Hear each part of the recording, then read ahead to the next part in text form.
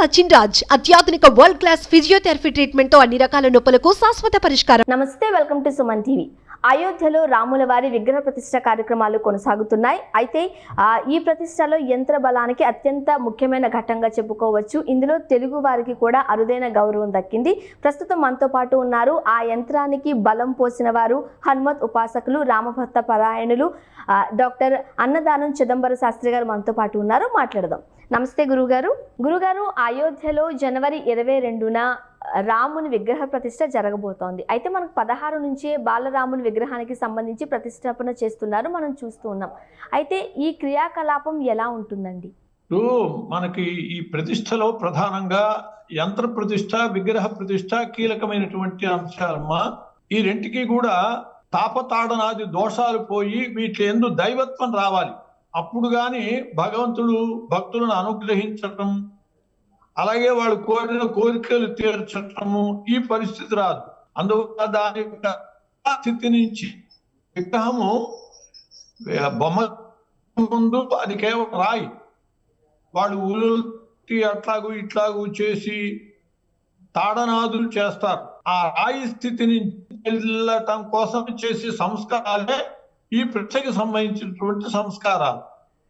వీటిల్లో ఈ కార్యక్రమాన్ని విశేషంగా 7 రోజులు నిర్వహిస్తున్నారు. ఇందులో భాగంగా విగ్రహానికి అధివాసాలు చేస్తారు. ఒక రోజల్లా నీటిలో ఉంచుతారు విగ్రహాన్ని, దాన్ని జలాధివాసము అంటారు. అట్లాగే ఒకరోజు ఆవు పాలలో ఉంచుతారు, క్షీరాధివాసము అని. ఒక రోజల్లా ధాన్యంలో ఉంచుతారు, ధాన్యాధివాసము అంటారు. అలా పుష్పాధివాసము, మొత్తం విగ్రహం నిండా కూడా పూలు పోసి పూలలో ఉంచి విగ్రహాన్ని అలా చేసేటటువంటిది. అట్లాగే శయ్యాధివాసం అని. ఇటువంటి అధివాసాల వల్ల ఆ విగ్రహంలో రాయి శిలా స్థితి పోయి దైవ స్థితి వస్తుంది. అలాగే దీనికి అనుబంధంగా మంటపారాధనలు, వాస్తు మంటపారాధన, వాస్తు హోమము, అంటే ప్రతిష్ట ఆయన లోపల ప్రవేశించబోతున్నాడు కాబట్టి మామూలు మనమైతే గృహప్రవేశం అంటాం, అది కూడా ఒక విధమైనటువంటి ప్రవేశమే. ఆ దేవాలయాన్ని కూడా కొలతలతో నిర్మాణం జరిగినటువంటిదే. వాస్తు విధానంలో దేవాలయ వాస్తు అని ప్రత్యేకం, అలానే ఏర్పడ్డదే. కాబట్టి ఆ వాస్తు దోషాలు పోవటం కోసమని, ఏవైనా మనకి తెలియనటువంటి దోషాలున్నా పోవటం కోసమని వాస్తు మంటపారాధన, వాస్తు హోమము ఇలాంటివి కూడా నిర్వహించబడతాయి. అట్లా దేవాలయానికి సంబంధించిన దోషాలు కానీ, విగ్రహానికి సంబంధించినటువంటి తాపతాడనాది దోషాలన్నీ కూడా పోవటం కోసమని ఈ 7 రోజులు కూడా దానికి సంబంధించినటువంటి కలాపం జరుగుతుంది.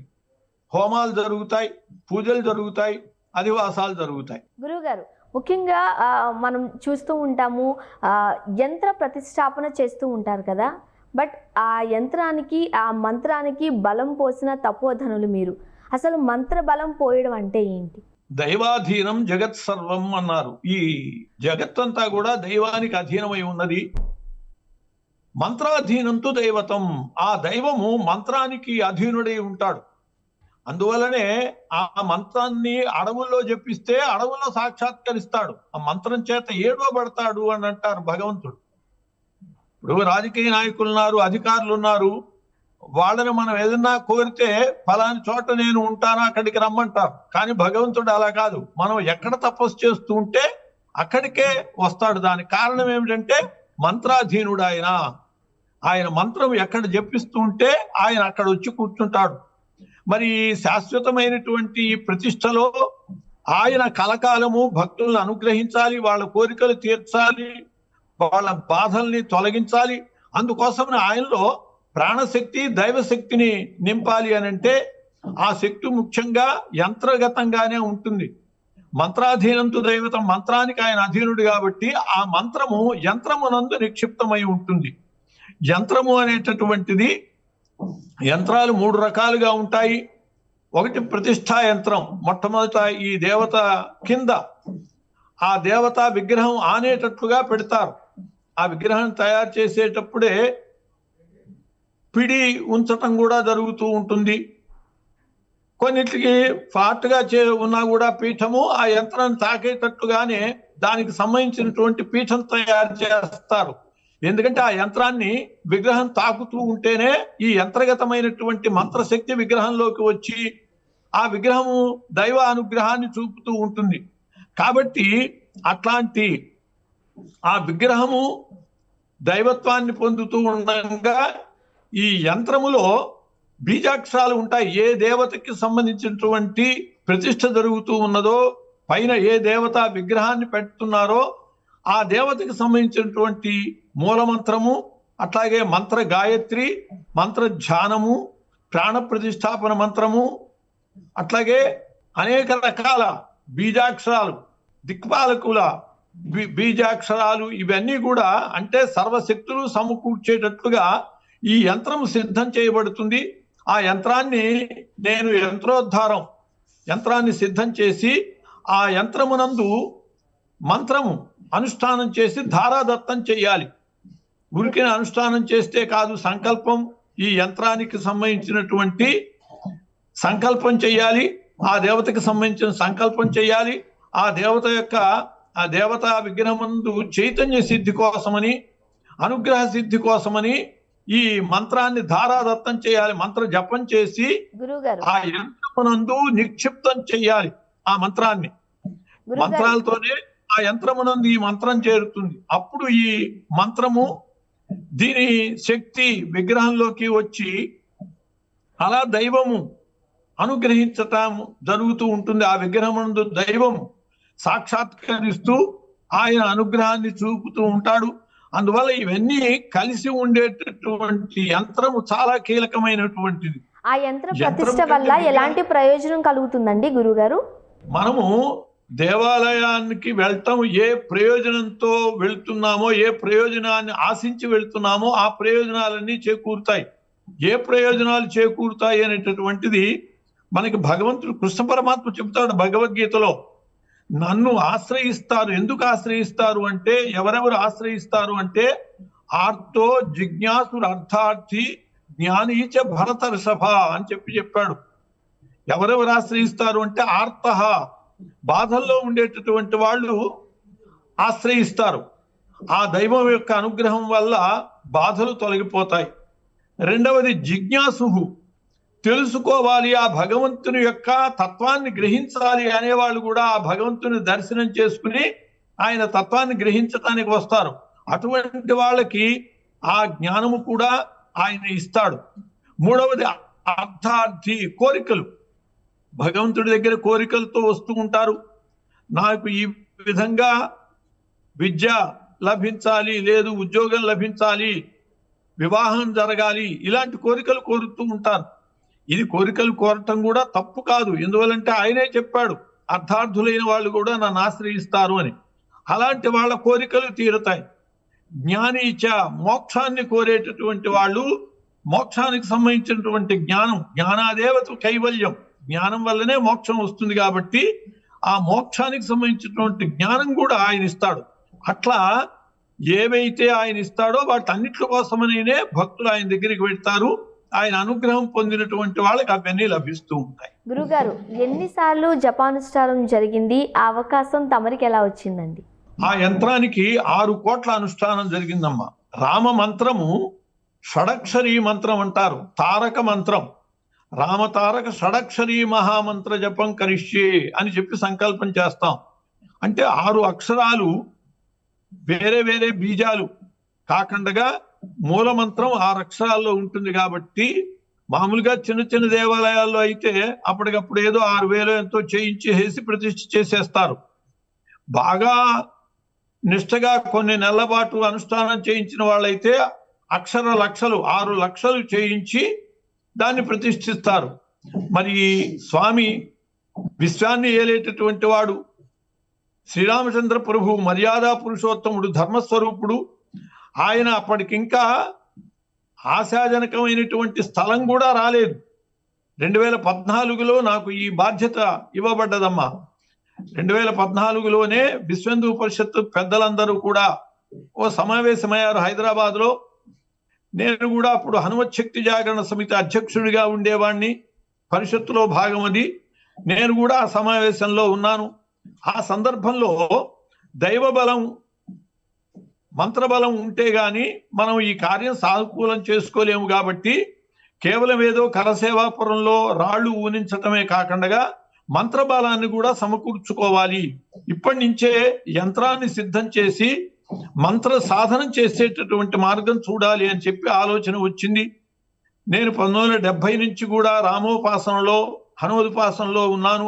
ఆ విషయం పెద్దలకి తెలుసు కాబట్టి వాళ్ళు నన్ను కోరారు, మీరు ఈ యంత్రాన్ని సిద్ధం చేసి, మంత్రశాస్త్రం తెలిసిన వారు, యంత్ర విధానాలు తెలిసిన వారు కాబట్టి అప్పటికే నేను ఒంగోలులో హనుమంతుడికి 9 అవతారాలకి 9 ఆలయాలు నిర్మించి ఉన్నాను. హనుమ నవావతార క్షేత్రం, దానికి యంత్రాలన్నీ నేనే సిద్ధం చేశాను.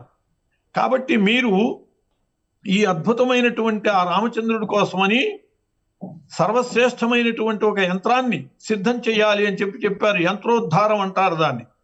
ఆ రామ యంత్రోద్ధారాన్ని సిద్ధం చేసి దాన్ని ఆ రాగి రేకు మీద కొట్టించి దానికి బంగారపు తాపడం చేయించి దానికి సంప్రోక్షణ చేయటం జరిగింది. మన మంత్రము యంత్రమునందు నిక్షిప్తం కావాలి అంటే, చేరాలి అంటే ఆ యంత్రానికి ప్రాణ ప్రతిష్ఠ జరగాలి, సంప్రోక్షణ జరగాలి. దాన్ని కూడా విశ్వ హిందూ పరిషత్తు ఆఫీస్ విజయవాడ ప్రాంత కార్యాలయంలో సంప్రోక్షణ కార్యక్రమం జరిగింది 2014లోనే. అప్పటికి ఇంకా ప్రధానిగా మన నరేంద్ర మోడీ గారు కూడా రాలేదు. ఆ దశలో ఆ యంత్రానికి అనుష్ఠానం చేయటం ఆరంభమైంది. అప్పటి నుంచి కూడా ఈ 9 ఏళ్ళు నేను ఇదే దీక్షలో ఉన్నాను. రామమంత్ర దీక్షలో ఉండి 6 కోట్ల అనుష్ఠానం, తగినంత సమయం ఉన్నది కాబట్టి అక్షర కోట్లు అనుష్ఠానం చేస్తే శాశ్వతమైనటువంటి మహత్తరమైనటువంటి క్షేత్రానికి, ఆ శ్రీరామచంద్రునకు సరైనటువంటి మరి ఆ దైవత్వం సిద్ధిస్తుంది, లోకాలను అనుగ్రహించేటటువంటి శక్తి ఆ విగ్రహానికి ఏర్పడుతుంది అని చెప్పి ఆలోచించి 6 కోట్ల అనుష్ఠానం చేసి దానికి ధారాదత్తం చేయటం జరిగింది. అక్టోబర్ నెలలోనే దాన్ని తీసుకురమ్మని చెప్పి పెద్దలు కోరారు చంపతరాయజీ గారు. అక్కడ దానికి సంబంధించినటువంటి గర్తం సిద్ధం చేయాలి. గర్తం న్యాసం అంటారు. ముందు యంత్రం పెట్టే దానికంటే ముందు ఒక గుంట సిద్ధం చేస్తారు. దానిలో నవరత్నాలు, నవధాన్యాలు, అట్లాగే పంచలోహాలు, అష్టధాతువులు, ప్రాణ ప్రతిష్ఠ జరిగాక మనకి ప్రాణం ఎలా ఉంటుందో ఆ విగ్రహానికి ప్రాణం ఉన్నది. కాబట్టి ప్రాణం ఉన్నటువంటి మనలో ఏ విధంగా అయితే ధాతువులు ఉన్నాయో, రస, రక్త, మాంస, మేధు, అస్థి, మజ్జ, అది ఈ ధాతువులన్నీ కూడా ఆ విగ్రహానికి కూడా ఏర్పడాలి. ఆ ఏర్పడటం కోసమని ఈ గర్తన్యాసం చేస్తారు. దానిలో దీనికి సంబంధించినటువంటి లోహాదులు, ఆ ధాతువులు అన్ని కూడా నిక్షిప్తం చేయటం జరుగుతుంది. దాని మీద యంత్రాన్ని పెడతారు. ఈ యంత్రం కూడా సరైనటువంటి రీతిగా గర్తం ఉండాలి. కాబట్టి అది ఎంత పొడవు ఉన్నది, ఎంత వెడల్పు ఉన్నది, ఎంత మందం ఉన్నది, ఇవన్నీ కూడా జాగ్రత్తగా చూసుకుని చేయాలి. నాకు ఫోన్ ద్వారా నన్ను సంప్రదిస్తున్నా కూడా దగ్గరలో ఉంటే మంచిదని చెప్పి అక్టోబర్లోనే యంత్రాన్ని తీసుకురమ్మన్నారు. తీసుకువస్తే ఇక్కడ ఒక వేద పండితుల దగ్గర ఆ యంత్రాన్ని ఉంచారు. ఆ యంత్రానికి నిత్యము ఈ 9 ఏళ్ల నుంచి కూడా రోజు మంత్రానుష్ఠానం ధారాదత్తం చేయటం కంటే విశేషంగా పూజ జరగాలి. అంటే సంప్రోక్షణ జరిగినప్పటి నుంచి ఒక దేవాలయంతో సమానమే ఈ యంత్రం. ఆ యంత్రానికి నిత్యము నివేదనలు, పూజలు చేస్తూ ఉన్నాను. మీరు ఎలా పూజ చేస్తున్నారో అదంతా కూడా హిందీలో వ్రాసి పెట్టమని చెప్తే మొత్తం హిందీలో వ్రాసి ఇచ్చాను. ఈ యంత్రాన్ని ఉంచినటువంటి ఆ వేద పండితులకి ఆ విధానాన్ని కూడా అందజేశారు. అట్లా వారి దగ్గర ఉంటూ ఉండగా క్షీరతర్పణలు కూడా సమర్పించాలంటే మంత్ర జపం ఎంత చేస్తామో తద్దశాంశం, దానిలో 10వ వంతు క్షీరతర్పణలు అంటే ఆవు పాలతో తర్పణలు ఇవ్వాలి. అలాంటి తర్పణలు ఇక్కడకి వచ్చి అప్పచెప్పేశాను. కాబట్టి నేను ఉండేటటువంటి క్షీరాల్లోనే, మా గృహంలోనే క్షీరతర్పణలు ఇచ్చి ఇక్కడికి వచ్చి ధారాదత్తం చేశాను. గురుగారు, మొన్న 16వ తారీఖు ధారాదత్తం చేయడం జరిగింది. క్షీరతర్పణలన్నీ కూడా 17వ తారీఖు సప్తమి బుధవారం నాడు శ్రేష్టమైనటువంటి మంచి ముహూర్తంలో ఆ యంత్ర ప్రతిష్ఠ ముందు చేశారు. తర్వాత విగ్రహ ప్రతిష్ఠ కూడా జరుగుతుంది.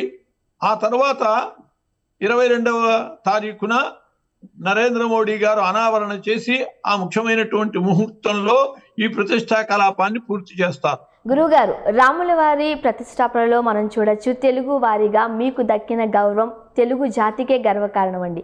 మరి ఈ సందర్భంలో భక్తులకు ఎటువంటి సలహాలు కావచ్చు, సందేశం కావచ్చు ఇస్తారండి? రామయేవ పరం బ్రహ్మ, రామయేవ పరం తపః, రామయేవ పరం సత్యం, శ్రీరామో బ్రహ్మతారకం. ఆ శ్రీరామచంద్ర ప్రభువు ఎంత అనుగ్రహమూర్తి అంటే, ఎక్కడో చీరాల్లో ఉండి నేను ఆ రాముణ్ణి ఉపాసిస్తూ ఉన్నటువంటి వారికి ఆయన అనుగ్రహంతో నాకు ఇంతటి అవకాశం ఇచ్చాడు. అంతేకాదు ఆ రామ ప్రభావము సమాజం మొత్తంలో కూడా ఒక అద్భుతమైనటువంటి చైతన్యము, మంచితనాన్ని తెస్తుంది. అది ఆశయం, పెద్దల యొక్క ఆశయము, సాధు సంతుల యొక్క ఆశయం. ఎన్నో దేవతలు ఉంటారు, అన్ని దేవతల కంటే కూడా చాలా విశిష్టమైనటువంటి దైవం శ్రీరామచంద్రుడు. ఎందువల్లంటే మర్త్యావతారస్త్విహ మర్త్య శిక్షణం. రామావతారము కేవల మానవావతారం, మనుష్యావతారం. ఆయన మనం మర్యాద పురుషోత్తముడు అంటున్నాం. అంటే అర్థం ఏమిటంటే ఎక్కడ ఎలా ఉండాలో అలా ఉండటమే మర్యాద. మర్యాద అంటే హద్దు మేరకండగా ఉండేటటువంటి అద్భుతమైనటువంటి జీవన విధానం శ్రీరామచంద్ర ప్రభు. ఆయన లాగానే ప్రతి మనిషి ఉండాలి. అందువల్లనే విష్ణుమూర్తి కేవలము రాక్షస సంహారం కోసమని ఎత్తలేదు రామావతారము. మర్త్య శిక్షణం అంటే మనుష్యులకి శిక్షణ ఇవ్వటం కోసమని, మనుషులు ఎలా బ్రతకాలో చెప్పటం కోసమని ఆయన రామావతారం ఎత్తాడు అని చెప్పి శాస్త్రంలో చెప్పబడ్డది. కాబట్టి అటువంటి రాముణ్ణి మనము ఉపాసించడం ద్వారా, పూజించటం ద్వారా, ఆయన చరిత్రని మనం తెలుసుకోవటం ద్వారా, ఆయన్ని మననం చేసుకోవటం ద్వారా మనలో అద్భుతమైనటువంటి చైతన్యం వస్తుంది. సమాజంలో ఇవాళ చూస్తున్నాం, కలి ప్రభావం వల్ల అనేక రుగ్మతలు, ఎన్నో రకాల ప్రమాదాలు. పేపర్ విప్పితే అన్ని ఘోరాలు, అత్యాచారాలు, అన్యాయాలు, దొంగతనాలు ఇవన్నీ మనం చూస్తున్నాం. ఇవన్నీ పోవాలి అంటే ఆ శ్రీరామచంద్ర ప్రభు యొక్క ప్రభావం సమాజం మీద పడాలి. అది చాలా పని చేస్తుంది, దీంట్లో సందేహమే లేదు. ఎందువల్లంటే నాటకాలలో రాముడితో నటించినటువంటి వాళ్ళలో కూడా వాళ్ళు తమలో మార్పు వచ్చింది అని చెప్పారు. రామానంద సాగర్ గారి రామాయణంలో రావణుడికి వేసిన ఆయన చెప్పాడు, మాకు అన్ని దురలవాట్లు ఉండేవి, నటులం అవటం వల్ల ఆ రాముడితో పాటు మేము నటించడం ద్వారా ఆ దురలవాట్లన్నీ పోయాయి అని చెప్పి స్వయంగా తన అనుభవం. ఇలా సినిమాల్లో కూడా రాముడితో పాటు నటించేవాళ్ళు, రాముడి పాత్ర నటించేవాళ్ళు చాలా నియమాలతో ఉన్నట్లుగా మనకి వాళ్ళ ఇంటర్వ్యూల్లో చెప్పడం జరిగింది. ఆ రాముడి యొక్క ప్రభావం అటువంటిది. రావణాసురుడు అంతటి వాడే. ఎవరో చెప్పారు, సీత లొంగాలంటే నువ్వు రాముడి వేషం వేసుకెళ్ళవయ్యా అని.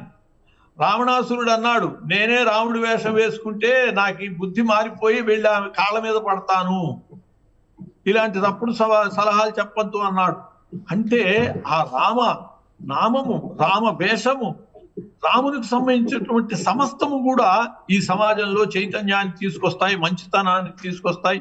ఈ ఆశయంతోనే ఇంత ఇంత గొప్పగా ప్రపంచమంతా కూడా ఎదురు చూసే విధంగా ఈ రామ కార్యాన్ని నిర్వహించడం జరుగుతోంది.